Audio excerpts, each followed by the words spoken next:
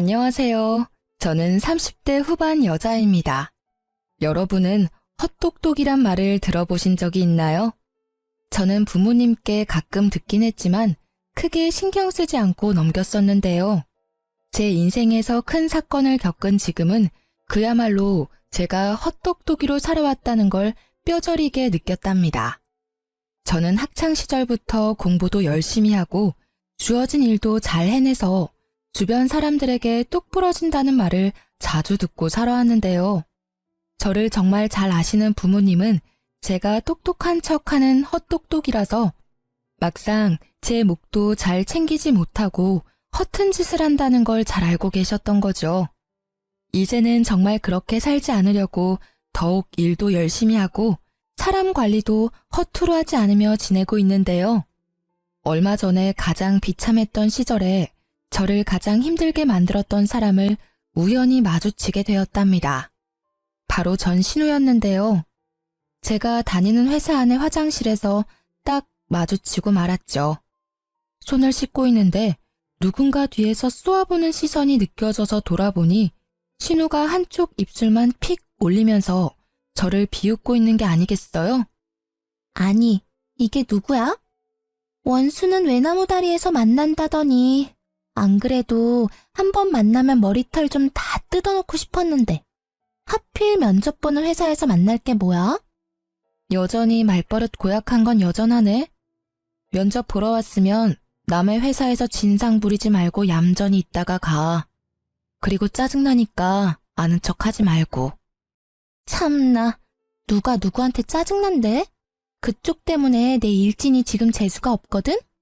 보아하니 여기 면접 보러 온 것 같은데 누가 언니처럼 나이 많은 사람 써주겠어요?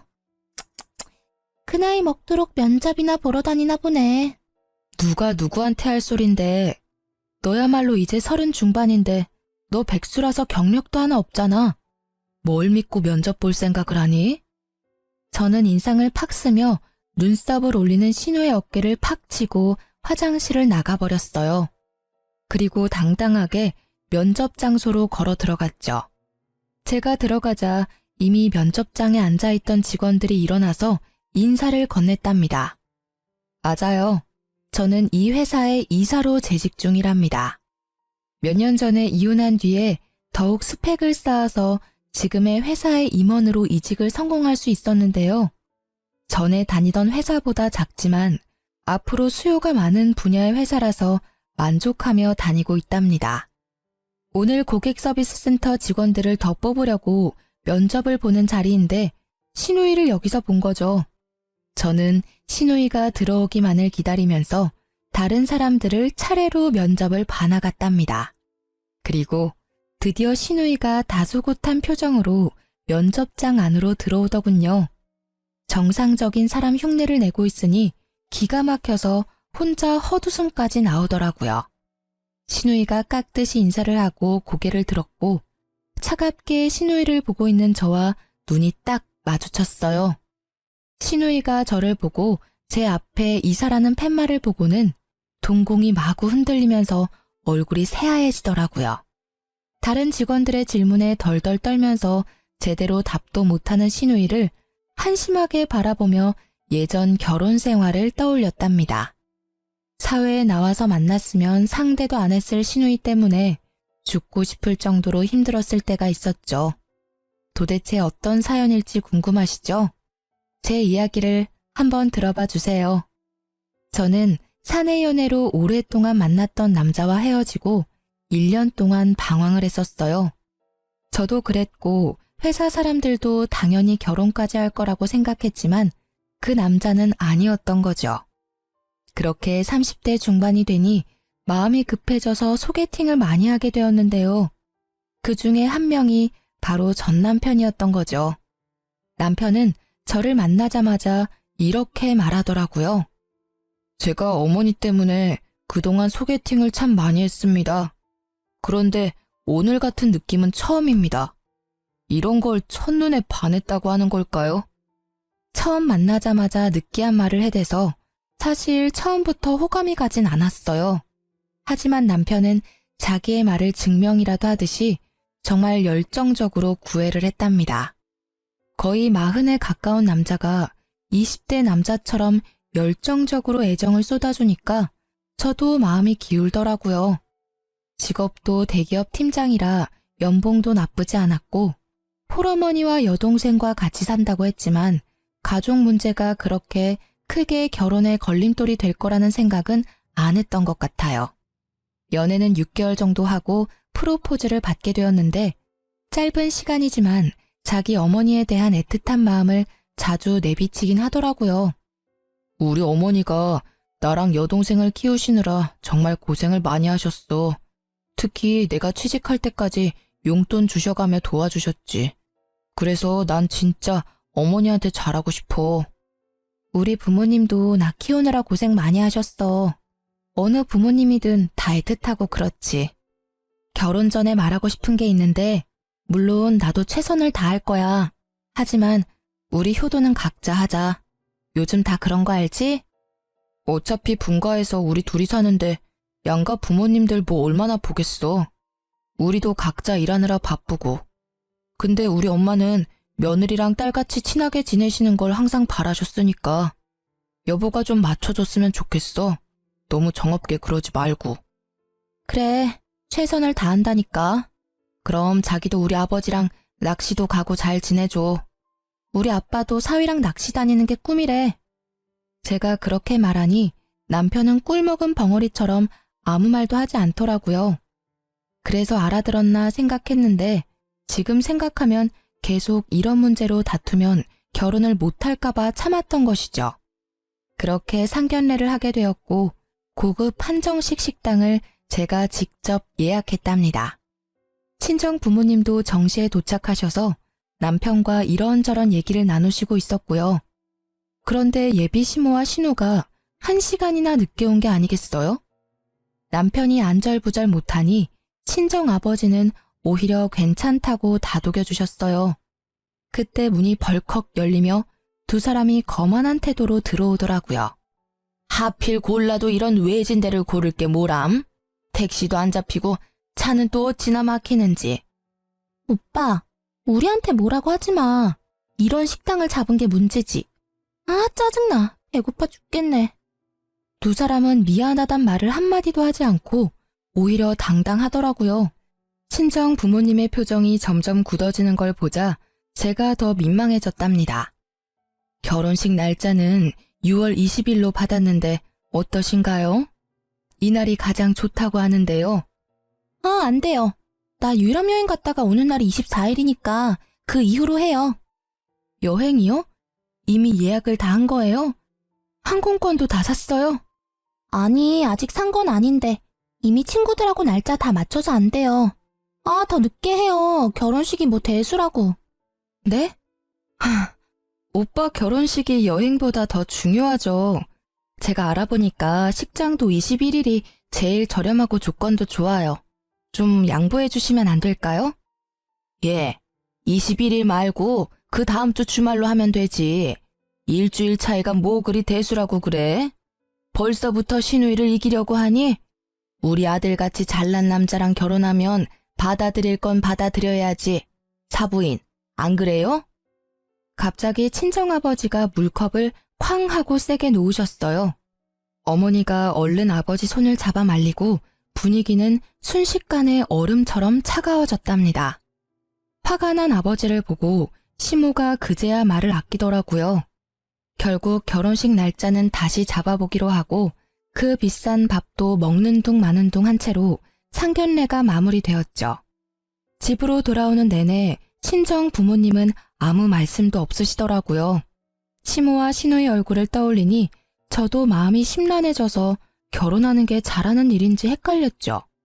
집에 돌아와서 아버지가 딱 한마디 하시고 방으로 들어가시더라고요. 이 결혼 다시 생각해봐라. 아버지의 차가운 목소리에 정신이 번뜩 드는 것 같았어요. 그래서 며칠간 고심 끝에 남편에게 결혼을 다시 생각해보자고 말했답니다. 그랬더니 매일 저녁마다 집으로 찾아와 친정 부모님 앞에서 죄송하다고 비는 게 아니겠어요. 제 앞에서도 눈물을 흘리면서 애원을 하고 일주일 정도를 매일 와서 아버지를 설득하더라고요. 결국 아버지도 결혼을 허락해 주셨고 남편이 결혼식이며 신혼여행까지 책임을 지고 진행시키더라고요. 제가 신경 쓰지 않도록 세세한 부분까지 신경 써가며 결혼식을 준비하는 걸 보니 이 남자를 믿고 살아가 봐도 좋겠다는 생각이 들었죠.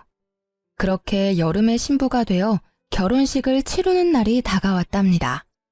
신부 대기실에서 친구들과 사진 찍으며 얘기를 나누고 있는데 문이 벌컥 열리더라고요.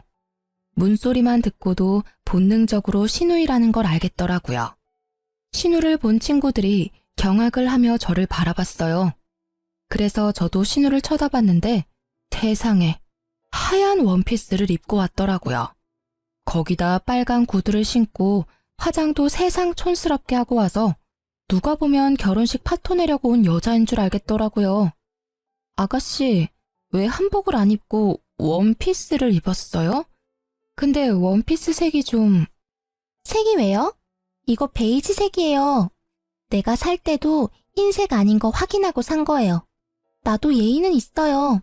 그리고 이거 명품이라고요. 소리를 삑 지르고 제 옆에 앉아서 사진을 찍기 시작하는데 진짜 미쳐버리겠더라고요. 친구들도 기가 막혀서 입을 떡 벌리고 있고 다른 사람들은 신우의 옷을 보고 다 수군수군 됐죠. 그렇게 결혼식이 시작되고 정신이 하나도 없이 버진로드를 걷고 여차저차 결혼식이 마무리가 되었어요.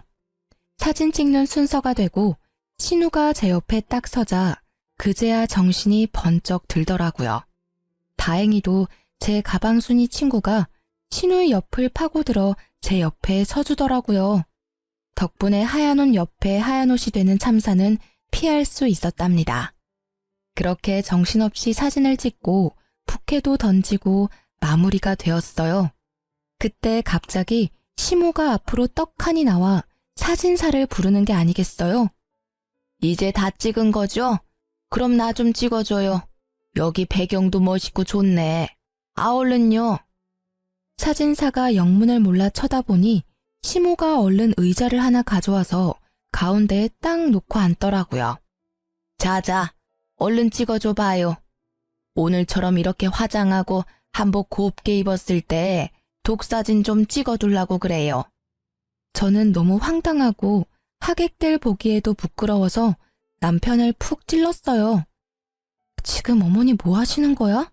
왜 갑자기 사진을 찍으신다는 거야? 좀 말려봐. 아니, 오늘 예쁘게 하고 오셨다고 나중에 쓰실 영정사진 좀 찍으신대. 뭐? 지금 뭘 찍는다고? 제정신이야? 자기도 알고 있었어?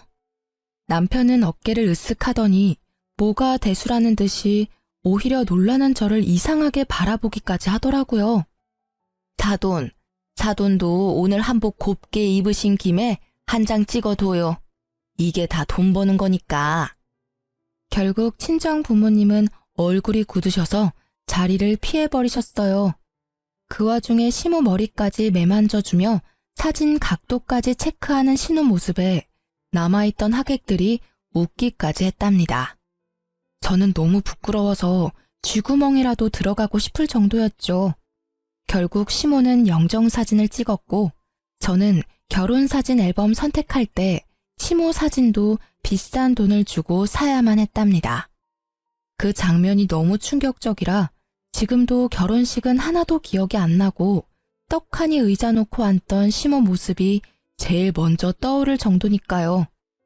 신혼집은 시댁과 차로 10분 거리에 있었어요. 남편이 시댁이 있는 동네가 좋다면서 직접 전세 자금까지 다 내면서까지 마련한 아파트였기 때문에 어쩔 수 없이 가까이서 살게 된 거죠. 신혼여행 다녀오고 그 다음 주 주말부터 시모가 남편에게 전화를 해서 집에 오라고 난리를 부리더라고요. 엄마가 나랑 떨어져 살게 되니까 적응이 안 돼서 너무 울적하시대. 토요일마다 집에 와서 같이 밥 먹자는데 가면 안 될까? 매주 토요일마다 가자고? 그건 좀 너무하지 않아? 나도 쉴 시간은 있어야지. 그럼 일요일은 우리 집에 매주 갈 수 있어? 아니잖아. 지금은 초반이니까 좀 맞춰드리고 점점 안 가면 되지. 아, 너무 깐깐하게 굴지 말고. 일단 이번 주는 가는 거다. 알았지? 그렇게 토요일에 시댁에 가게 되었는데요. 진짜 너무 가기 싫었지만 신혼이니 좋은 게 좋은 거란 심정으로 따라 나섰죠. 저녁 5시쯤 도착해서 나가서 외식을 하던지 배달을 시켜 먹으려고 생각을 하고 있었는데요. 시댁에 딱 들어가니 시모가 제 인사도 받지 않고 고갯짓으로 주방을 가리키는 게 아니겠어요? 황당했지만 주방으로 들어가 봤는데 싱크대 가득 장봐온 채소며 고기들이 쌓여 있더라고요. 어느새 제 옆으로 다가온 시모가 말했어요. 어디 이제 시집을 왔으니 솜씨 좀 보자. 오늘은 간단하게 갈비찜이랑 잡채 좀 해봐라. 내가 너 힘들까봐 장까지 미리 다 봐뒀다. 이런 시어머니가 어딨니? 전 요리 잘 안 해봐서 갈비찜 같은 건 못해요. 나가서 외식하면 안 될까요? 너는 나이가 몇인데 음식도 못하는 게 말이 되니? 앞으로 명절이며 제사며 어떻게 하려고 그래? 너는 이 집안의 큰 며느리야. 얘가 아주 정신을 빼놓고 살았네. 니네 엄마는 여지껏 뭘 가르친 거야? 그리고 못하는 게 어딨어? 지금부터 배워. 요즘 인터넷 보면 만드는 법 다 나와 있잖아. 보면서 해봐. 시모는 저만 남겨두고 거실로 가버렸죠. 황당해서 남편을 좀 부르려고 했는데 셋이 예능 프로를 보며 아주 배꼽을 잡고 웃고 있더라고요. 진짜 어이가 없어서 남편과 눈 좀 마주치려고 계속 애쓰고 있는데 시모가 저를 매서운 눈으로 째려보면서 얼른 하라는 식으로 또 고갯짓을 했죠. 저는 하는 수 없이 갈비찜 만드는 법을 검색해서 따라해보기 시작했어요. 처음 만드는 거니까 시간도 오래 걸리고 정신도 없고 미치겠더라고요. 혼자 불 앞에서 땀을 뻘뻘 흘리며 요리를 하고 있는데 신우가 어슬렁거리며 주방으로 들어왔죠. 뭐 타는 냄새 나는 것 같은데? 언니 진짜 잡채도 처음 해봐요? 그래놓고 어떻게 결혼을 할 생각을 했지? 아가씨, 지금 정신 하나도 없으니까 좀 도와주던지 아니면 나갈래요? 무서워. 네, 나갈게요. 오늘 안에는 먹을 수 있으려나 몰라. 그러면서 제가 썰어놓은 당근을 하나씩 빼서 먹는 게 아니겠어요. 제가 도끼 눈을 하고 쳐다보니까 신우가 훗 하고 비웃고는 들었던 당근을 탁 던져버리고 나가더라고요. 저는 다 때려치고 집으로 뛰쳐가고 싶었지만 참을 인자를 새기며 계속 요리를 할 수밖에 없었죠. 거의 2시간 동안 만들어서 간신히 밥상을 차렸는데 얄미운 신우가 또 한마디 하면서 식탁에 앉더라고요. 배고파 죽겠네. 갈비찜 30분이면 할 걸 무슨 2시간이 걸려? 너무 짜다. 오빠, 잡채 좀 먹어봐. 와, 이렇게 맛없는 거 처음 먹어봐. 우리 아들 도대체 장가 가서 뭐 먹고 회사 가는 거야? 너 남편 저녁밥은 챙겨주니? 그 쉬운 갈비찜도 이따위로 만들고 한심하다 한심해. 너 안 되겠어. 매주 주말마다 와서 요리 배워. 알았어? 저희는 저녁까지 회사에서 다 먹고 와요. 그리고 요즘 밀키트가 얼마나 잘 나오는데요. 돈도 더 절약돼요, 어머니. 말 대답 좀 하지 마라. 너 제사상도 밀키트로 차릴 거야? 에휴, 얘를 뭐부터 가르쳐야 돼? 나이나 어리면 그러려니 하지. 이건 40이 다 돼가면서 남편 밥도 제대로 못 차리는 걸 하필 데려와가지고. 시모는 거칠게 숟가락을 내던지면서 소리를 지르는 거예요. 저는 너무 놀라고 이런 대접받는 게 이해가 되지 않아서 화가 머리 끝까지 났답니다. 입술을 꽉 물고 남편을 쳐다보니 남편은 고개만 푹 숙이고 밥을 먹고 있더라고요. 시누이와 시모는 못 먹겠다면서 거실로 나가서 계속 궁시렁대더라고요. 저는 이대로 가단 폭발할 것 같아서 조용히 일어나 가방을 들고 현관문으로 향했어요. 제가 나가는 걸 본 시모가 악을 쓰듯이 소리를 지르더라고요. 야, 너 어디서 배워먹은 버르장머리야? 당장 안 들어와? 누구 보고 설거지하라고 부엌을 개판으로 만들고 나가는 거야? 야! 저는 그대로 집으로 돌아왔고 남편은 뒤따라오더니 시모한테 전화해서 사과하라고 계속 강요하더라고요. 그런 남편도 꼴 보기 싫어서 아무 말도 안 하고 일주일 동안 냉전이 이어졌답니다. 시모와 신우는 하루에 수십 개씩 메시지를 보내는데 스토커도 이렇게는 안 할 것 같네요. 소름까지 끼쳐서 아예 며칠은 핸드폰을 끄고 살 정도였답니다. 특히 어이가 없는 건 제가 그렇게 가버렸는데도 신우가 매주 금요일마다 먹고 싶은 메뉴를 보내는 거였어요. 도대체 무슨 생각으로 사는 건지. 진심으로 신우이가 덜 떨어져 보이기까지 했어요. 그러거나 말거나 읽지도 않고 철저히 무시해버렸죠. 퇴근하고 와서 저녁 먹고 쉬고 있는데 갑자기 초인종이 막 울리는 게 아니겠어요. 깜짝 놀라서 옆에 있던 남편을 쳐다보니 남편도 영문을 모르겠다는 표정으로 확인을 해보더라고요. 아니나 다를까 신우가 저승사자처럼 서 있더라고요. 언니, 왜 연락을 안 받아요? 혹시 나 차단한 거예요? 진짜 기가 막히네. 무슨 일인데 야밤에 집까지 찾아와요? 급한 일이 있으면 오빠한테라도 연락하면 되잖아요. 엄청 급한 일이니까 내가 쫓아온 거죠. 나 내일 갑자기 면접이 잡혀서 내일 입고 갈 옷 좀 빌려줘요. 언니는 회사 다니니까 정장 많잖아요. 신우는 통보하듯 말하고는 거침없이 안방문을 열고 들어가더라고요. 너무 황당해서 얼른 뒤따라갔는데 벌써 옷장을 열고는 제 옷들을 뒤적이고 있었어요. 아니 이게 지금 뭐 하는 거예요? 왜 남의 옷을 막 뒤져요? 그리고 아가씨랑 나랑 사이즈가 다른데 어떻게 입으려고요? 얼마나 차이 난다고 그래요? 가지고 있는 옷 중에 좀 사이즈 넉넉한 거 없어요? 아니, 내가 당장 옷을 사달라는 것도 아니고 한 번 빌려 입는다는데 뭘 이렇게 야박하게 굴어요? 그래, 내일 면접 본다는데 당신이 좀 좋은 마음으로 옷 좀 챙겨줘. 이 옷 괜찮네. 나 이거랑 이 블라우스 가져가도 되죠? 어? 이 가방 내가 갖고 싶었던 건데. 나 내일 한 번만 들고 갔다 오면 안 돼요? 가방은 안 돼요. 나도 큰 마음 먹고 산 거라 몇 번 들지도 않았어요. 옷만 가져가요. 언니, 새 것도 아니고 쓰던 건데. 내일 한 번만 빌려줄 수 있잖아요. 정없이 뭘 그렇게 딱 잘라요? 딱 한 번만요. 그럼 잘 쓸게요. 제가 말릴 새도 없이 신우는 가방이랑 옷들을 가지고 현관문으로 질주를 하더라고요. 현관문까지 휑하게 열어놓고 가버린 걸 보니 기가 막혀도 진짜 한참 막히더라고요. 남편도 제가 한마디 할 줄 알고 슬그머니 화장실로 들어가서 나오지도 않고 저는 혼자 냉수를 벌컥벌컥 들이켜고 화를 식혀야만 했답니다. 하루만 입고 돌려준다더니 옷과 가방을 가져간 지 벌써 한 달이 흐르고 있었어요. 저는 남편을 앞세워서 시댁으로 찾아가 봤죠. 아니 그렇게 전화를 해도 받지도 않더니 네가 무슨 바람이 불어서 집까지 다 왔냐? 온 김에 저녁이나 해서 먹고 가라. 역시나 제가 집안에 들어가자마자 시모는 밥 타령을 하기 시작하더라고요. 저는 시모의 말을 무시하고 신우이의 방으로 들어갔어요. 얼마나 정리를 안 하고 사는지 돼지우리가 따로 없더라고요. 저는 신우 옷장을 열어 제 옷을 찾기 시작했죠. 저 구석에 돌돌 말려서 처박힌 블라우스를 발견할 수 있었어요. 옷을 펼쳐보니 세상에 김치국물 자국이 길게 나 있는 게 아니겠어요?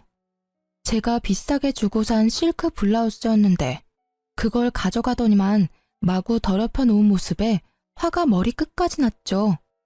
더럽혔으면 빨아놓기라도 해야 하는 거 아닌가요?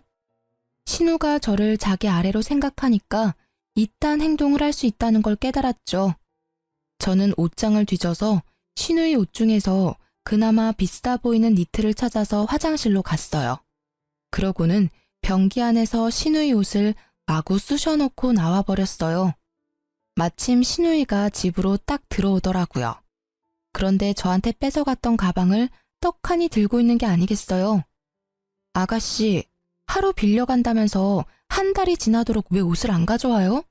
그리고 그 가방, 내 건데 왜 본인 것처럼 들고 다녀요? 당장 내놔요. 아, 진짜. 그까짓 것 얼마나 한다고 집까지 와서 난리예요. 어차피 언니한테 이 가방 어울리지도 않아요. 나이 들어서 이런 거 들면 뭐해요? 들고 다녔으니까 준 거잖아요. 그냥 나한테 줘요. 사달라는 것도 아니고. 이거 봐요. 옷에도 김치국물 잔뜩 흘려놓고. 아가씨는 기본 예의가 없네요. 당장 가방 내놔요. 저는 신우이 손에서 억지로 가방을 뺏어서 현관으로 가버렸어요. 그때 시모가 달려와서 제 팔을 잡고 저를 휙 돌려 세우더라고요. 야, 이게 보자 하니까 우리 귀한 딸한테 뭐 하는 짓이야? 새언니가 돼가지고 신우이가 면접 본다면 정장 한 벌 쫙 사줄 생각을 해야지. 큰며느리 그릇이 간장종지만한데 집안 잘 돌아가겠다. 어머니, 저도 우리 집에선 귀한 딸이에요.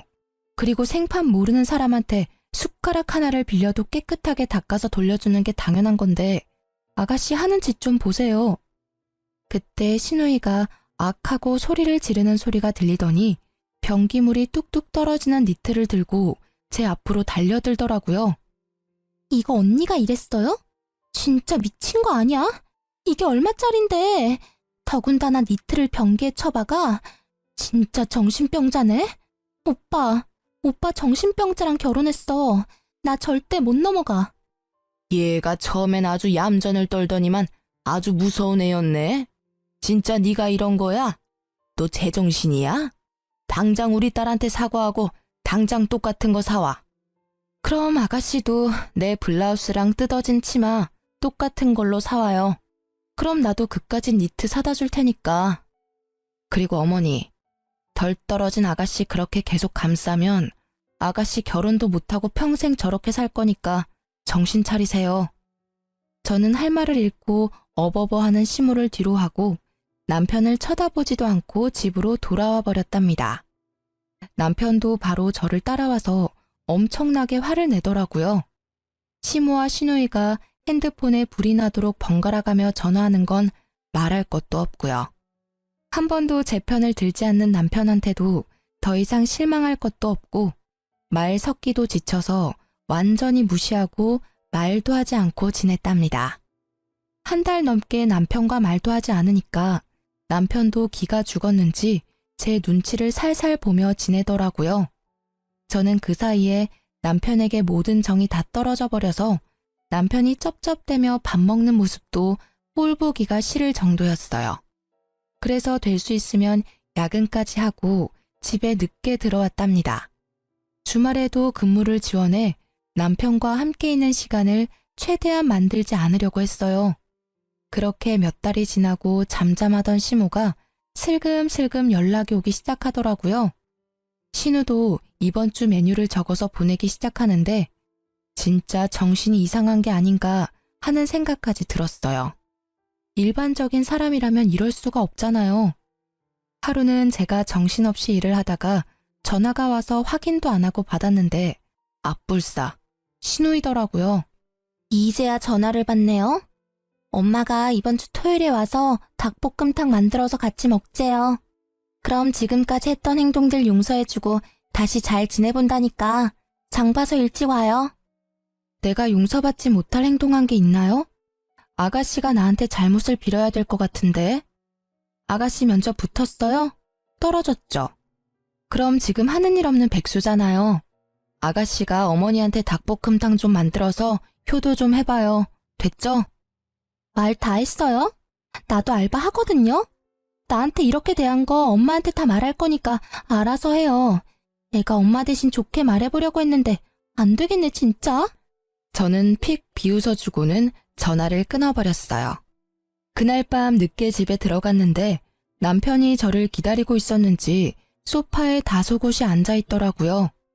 그러더니 바로 어디론가 전화를 걸더니 대뜸 저한테 핸드폰을 넘겨주는 게 아니겠어요? 인상을 쓰며 전화를 받았더니 시모가 악을 쓰기 시작했죠. 야, 네가 뭔데 시어미를 무시해? 네 부모가 그렇게 가르치든? 너 내가 내일 네 회사 쳐들어가서 다 깨부수고 망신 주기 전에 토요일에 장 봐서 집으로 튀어와. 알아들었어? 저는 시모와 전화를 끊고 남편을 쏘아보았어요.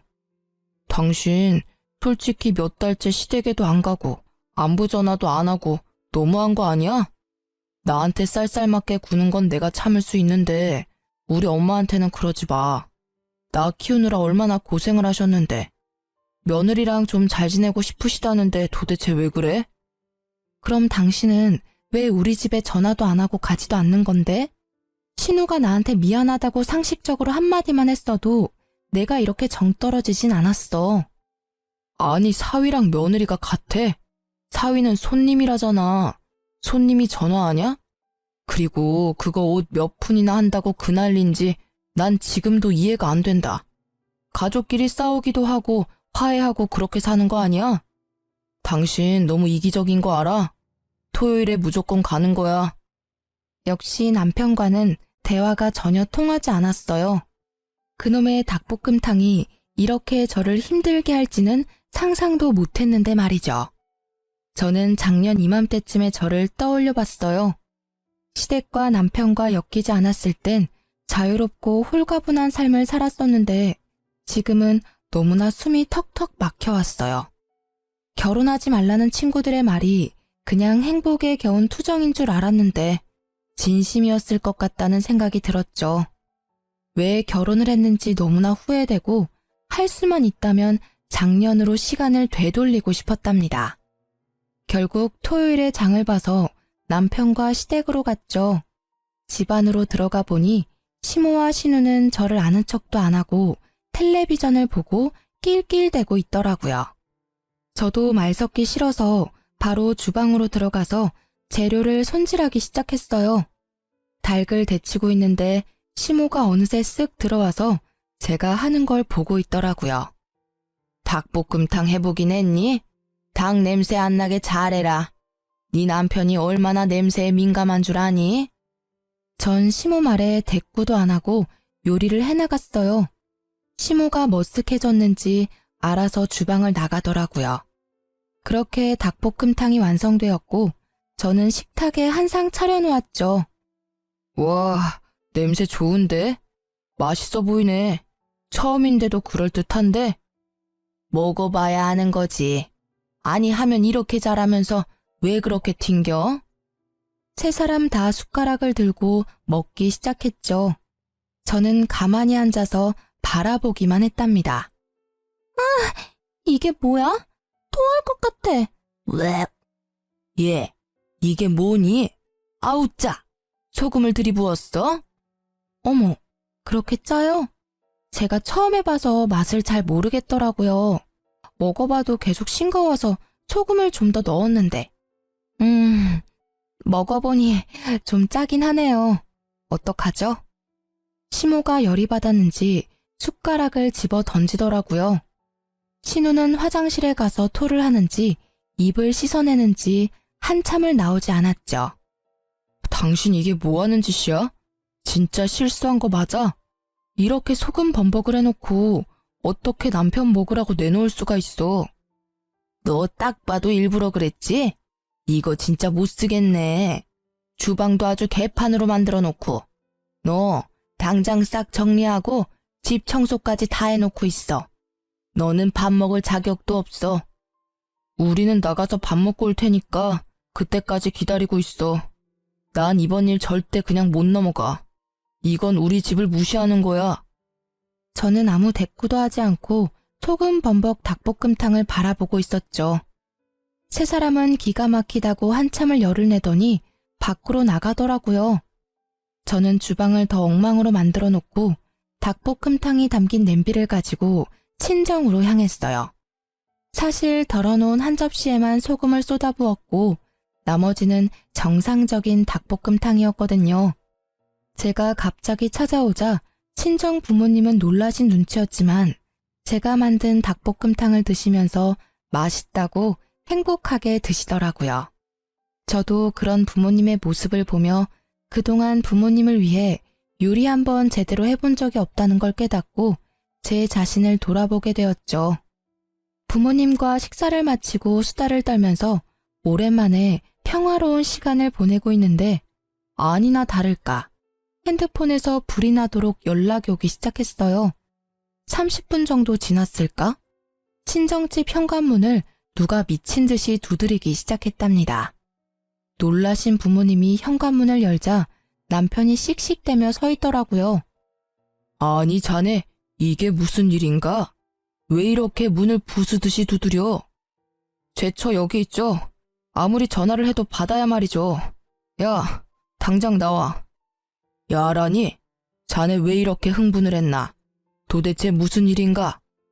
저게 우리 집 주방을 개판으로 만들고 일부러 소금을 들이부어서 제 동생은 죽을 뻔했다고요. 아니 시댁을 얼마나 무시하면 그딴 짓을 합니까? 저 절대 못 넘어갑니다. 오늘 아주 버릇을 단단히 고쳐놔야지. 야, 당장 나와. 누가 들으면 내가 음식에 독이라도 탔는 줄 알겠네. 당신이야말로 우리 집에 와서 이게 무슨 행패야? 우리 집은 우스워 보여? 이게 아직도 말대답이야? 하늘 같은 남편을 이따위로 취급해? 당장 따라 나와. 남편이 제 손목을 세게 비틀어서 잡아 끌기 시작했어요. 화가 난 아버지가 남편을 팍 밀쳐버렸죠. 자네야말로 장인 장모를 얼마나 무시하면 내 앞에서 내 딸 손모가지를 비트나? 여지껏 우리 딸 이렇게 대한 거야? 당장 꺼지게. 당장. 친정아버지가 문을 못 닫도록 막아대는 남편을 다시 한번 세게 밀어서 넘어뜨리고는 현관문을 닫아버렸답니다. 남편은 한참을 쿵쿵 발로 현관문을 차다가 돌아갔죠. 너 여지껏 이런 취급을 받았어? 네가 저놈보다 뭐가 부족해서? 당장 이혼해라. 하나 보면 열을 한다고 더 볼 것도 없다. 아버지의 말을 듣고 저도 정신이 바짝 차려지면서 이혼을 해야겠다는 결심이 굳어졌어요. 그렇게 당장 남편에게 이혼을 통보했고 남편은 절대 안 된다며 집으로 들어오라고 했어요. 난 이혼할 때까지는 절대 그 집으로 돌아가는 일 없을 거야. 내가 그 집에 가는 날은 내 짐을 빼오는 날뿐이야. 오늘 당신 회사로도 이혼 서류 보냈으니까 당장 도장 찍어서 보내. 내가 바람을 폈냐? 너를 패기라도 했냐? 내가 이혼 안 하겠다는데 네가 무슨 수로 이혼을 할 건데? 어디 한번 계속 개겨봐. 누가 이기나 보자. 저는 닭볶음탕을 만들러 간 날에 시모와 남편이 한 대화를 모두 녹음했었고 남편이 친정에 와서 소란을 피운 것도 모두 녹음을 해놓았었거든요. 일부분을 남편에게 보내자 남편이 일단 이혼 서류 들고 만나자고 태도를 바꾸더라고요. 그래서 약속 장소로 나가서 남편을 기다렸답니다. 문 쪽이 소란스러워 뒤돌아보니 시모와 시누이와 남편이 같이 몰려 들어오더라고요. 시모는 저를 보자마자 제 따귀를 마구 때리기 시작했어요. 저는 너무 놀라서 대응도 못하고 몸이 굳어버렸죠. 누구 마음대로 이혼이야? 너는 내가 오늘 버르장머리를 확실히 고쳐놓을 거야. 니까짓 게 뭔데 우리 집안을 무시하고 쑥대밭으로 만들어? 그것도 모자라서 우리 아들을 이혼남 만들겠다고? 이게? 지금 저 때린 거 후회하실 텐데요. 누군 이혼녀 되고 싶어서 되나요? 제 인생도 그쪽 때문에 아주 더럽게 꼬였네요. 보자 하니까 우리 엄마한테 뭔 말버릇이야? 이번엔 신우가 달려들어 제 머리채를 잡고 흔들기 시작했어요. 제가 신우의 팔목을 마구 핥히어대자 시모가 제 팔을 붙들지 뭐해요. 제가 무차별적으로 당하고 있는데 남편은 그 모습을 보고만 있더라고요. 여기요, 경찰 좀 불러주세요. 사장님! 제가 소리치자 시모가 제 입을 틀어막기까지 하더라고요. 경찰이 올까봐 무서웠는지 저를 끌고 밖으로 나가려고 하길래 안간 힘을 써서 주저앉아 버티기 시작했답니다. 사람들이 신고를 했는지 다행히도 금방 경찰이 출동했고 다 같이 경찰서로 향했어요. 제 인생 처음으로 경찰서에 와서 조사도 받고 결혼하고 참 별일을 다 겪는다 싶었죠. 저는 경찰에게 폭행죄와 협박죄로 세 사람 모두 고발하겠다고 하고 진술서를 적기 시작했고 그 모습을 보던 세 사람이 펄쩍 뛰었죠. 아니 가족끼리 좀 다툰 거 가지고 무슨 협박죄. 형사님 얘 좀 보세요. 말도 안 되는 소리를 하고 있네 진짜. 혜언니가 좀 정신이 이상해서 우리가 좀 주의를 준 거예요. 그리고 뭐 증거 있어요? 우리가 때린 증거 있냐고요? 참나, 증거는 차고 넘치네요. 목격자도 많고 카페에는 CCTV도 있습니다. 일단 고소 진행한다니 조사 들어가면 알게 되겠죠. 경찰 말을 듣고는 시모가 갑자기 제 손을 덥석 잡고 비굴하게 미소를 짓더라고요. 아유, 예. 내가 너무 화가 나서 정신이 어떻게 됐었나 보다. 정말 미안하다. 우리 서로 간에 이해하고 용서하고 다시 잘 지내보자. 우리 가족 아니니? 저를 정말 가족으로 생각하셨으면 그렇게 개 패듯이 패진 않았겠죠. 아니죠. 키우던 개도 그렇게는 안 때리겠어요. 저는 절대 합의도 고소 취하도 안 할 거니까 법대로 해요. 형사님, 계속 진행해주세요. 남편이 점점 일이 심각하게 돌아가는 걸 느꼈는지 저에게 조용히 말하더라고요. 고소 취하하면 이혼해 줄게. 원하면 지금 당장 도장 찍어줄게. 저는 바로 가방에서 이혼 서류를 꺼내서 남편에게 내밀었어요. 남편은 바로 도장을 찍어 건네줬죠. 일단 고소를 나중으로 미루고 이혼 서류부터 접수했고 시댁에게 폭력을 당했다는 증거가 있어서 좀 더 빠르게 판결을 받을 수 있었어요. 그렇게 1년이 채 넘지 않은 결혼 생활의 종지부를 찍게 되었답니다. 이혼 확정 신고한 바로 다음 날 저는 다시 해당 경찰서에 찾아가 고소를 진행했고 몇 달이 지나 시모와 시누이에게 폭행죄로 벌금이 선고되었다는 걸 통보받을 수 있었어요. 그리고 바로 남편과 시모에게 계속 연락이 왔고 제가 받지 않자 온갖 욕을 해대며 음성 메시지를 잔뜩 남겨놓았더라고요. 전 상대하기도 싫어서 바로 핸드폰 번호도 바꾸어버리고 남편과 시댁 자체를 머릿속에서 지워버리려고 온갖 노력을 했어요. 1년의 결혼과 이혼 과정은 제 인생에서 철저히 도려내고 싶은 부분이라 오히려 질질 끌지 않고 빨리 해결해서 감사할 뿐이었죠. 그렇게 5년의 시간이 흐르고 저는 연애도 하지 않고 오로지 일에만 몰두했답니다. 그러다가 헤드헌터에게서 현재 회사의 임원 자리로 스카웃 제의를 받아 이직을 하게 되었고 혼자여도 만족스러운 삶을 살아가고 있었죠. 그러다가 면접 자리에서 전 시누이를 딱 맞닥뜨리게 되니 예전 생각이 나서 기분이 너무 안 좋더라고요. 면접 내내 제 눈치만 보며 말도 제대로 못한 시누이는 쫓기듯이 면접장을 나가버렸어요. 그렇게 마무리가 되었나 싶었는데 복도에서 저를 기다리고 있더라고요. 제가 무시하고 지나가자 거칠게 제 손목을 낚아채는 거 있죠? 저는 시누이의 손을 탁 쳐내고 날카롭게 쏘아붙였어요. 이게 지금 예의 없게 무슨 짓이죠? 우리 집은 개떡같이 만들어놓고 혼자 아주 잘 나가고 계셨네? 너랑 이혼하고 우리 오빤 회사에서 잘려서 지금까지 백수야. 생활비가 없어서 우리 엄마가 청소 일하러 다니다가 허리 다쳐서 지금 요양병원에 있어. 다 너 때문이야. 어떻게 책임질래? 네 오빠가 잘려서 다시 직장 못 구하는 게 왜 내 탓이니? 무능력한 네 오빠 탓이지. 그럼 네가 정신 차리고 고깃집 불판이라도 닦아서 돈을 벌어야지. 너 지금까지 백수지? 뭐? 너 지금 말 다 했어? 너 때문에 빨간 줄 생겨서 취직도 못하는 거잖아. 네가 책임져. 그러니까 나 여기 합격시켜. 너 이사라며.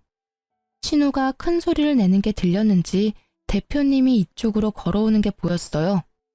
김 이사님, 무슨 일 있나요? 괜찮아요? 아닙니다. 아무 일 없습니다. 대표님, 오늘 면접 지원자인데 끝나고 뭘 좀 물어보셔서요. 신우의 눈에도 대표님이 젊은 훈남으로 보이는지 갑자기 얼굴을 붉히며 다소곳해지더라고요. 그 모습이 어이가 없어서 헛웃음이 났죠. 저는 주위를 둘러보고 아무도 없다는 걸 확인하고는 슬쩍 대표님의 팔짱을 꼈답니다. 대표님이 놀라서 저를 바라보다가 저와 눈이 마주치고 흐뭇하게 미소를 지었어요. 그 모습을 보고 신우이의 입이 떡 벌어진 채 굳어 있더라고요. 비밀로 하자더니 소문이라도 나면 어쩌려고 그래요? 나야 좋지만. 사실 저는 대표님과 1년 넘게 사내 연애 중이었답니다. 저보다 4살이 많은데 일만 하느라 여지껏 연애도 많이 해보지 않았던 대표님과 매일 야근하며 붙어있다 보니 이성적인 감정이 싹 트더라고요. 슬슬 결혼 얘기가 나오고 있어서 곧 회사에도 알릴 예정이긴 했지만 신우의 부끄러워하는 얼굴을 보니 일부러 보여주고 싶었달까요? 합격자는 내가 결정하는 게 아니라 서류 전형과 면접 점수를 합산해서 공정하게 선발할 예정입니다. 합격자 발표까지 기다리세요. 입술을 씹으며 저를 노려보는 신우이를 뒤로하고 대표님과 함께 사무실로 돌아갔죠. 당연히 합격하지 못했고요. 다시는 마주치고 싶지 않을 뿐입니다. 전 매일을 바쁘게 일하며 지내고 있고 대표님의 프로포즈를 받아 곧 결혼식을 올릴 예정이랍니다. 이번엔 아픔 없는 결혼 생활을 이어나가고 싶은 마음이 크네요.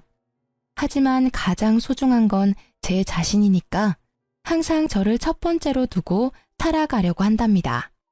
여러분도 자기 자신을 최고로 여기는 삶을 사시길 바라면서 제 사연을 이걸로 마칠게요. 들어주셔서 감사합니다. 모두 행복하세요.